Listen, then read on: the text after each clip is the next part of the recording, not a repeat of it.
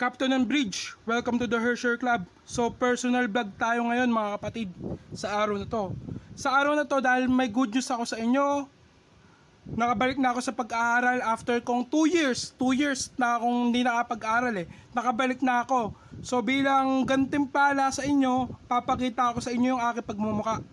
So yan, ang aking muka. Liwanag ng ilaw. Oh, eto na lang, dito na lang tayo sa aking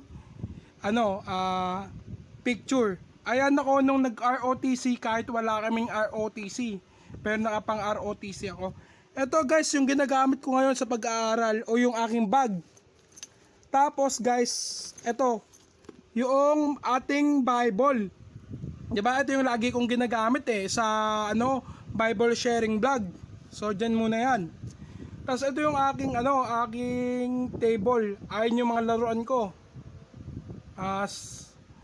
Tapos ito, diyan ko nilalagay yung aking mga cellphone. Ito guys, ito yung ginagamit kong cellphone sa gaming. Dito ako naglalaro ng COD at saka Honkai Impact. Tapos mga kapatid, dito ko naman nilalagay yung mga school supplies ko. Lahat yan nandyan. Tapos ito kapatid, mga kapatid, yung aking lalagyan ng mga papeles katulad ng birth certificate at saka SSS certificate. Ito yung aking lalagyan ng diploma. Ito yung college nung high school ako, dito ako nag-aral sa Emilio Aguinaldo College.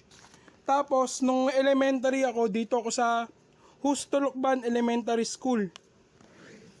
Tapos dito natutulog sila mama.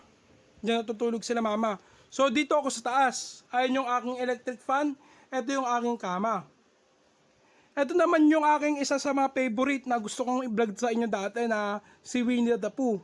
Si Winnie the Pooh, itong teddy bear na to, binili sa akin to ni mama nung 5 years old ako. So ngayon, matanda na ako. Hanggang ngayon guys, kasama ko pa rin to sa sa pagtulog. Hindi ako komportable yung humiga nang hindi ko kayakap to. At the same time, hindi ako nakakatulog kapag hindi ko kayakap to. So, mahal na mahal ko yan, si Winnie the Pooh. Ito yung aking guys, collection ng mga Gundam. Ayan, Gundam collection ko. Oh, yun Yun Mex mo lang yung pag-iipon mo ng Gundam loads. So yan guys, sana may nagustuhan kayo sa vlog na to kahit madali lang. May gagawin pa akong assignment. So, sana nagustuhan nyo. Ayun yung mukha kong liwanag ng ilaw. At yung aking pinaka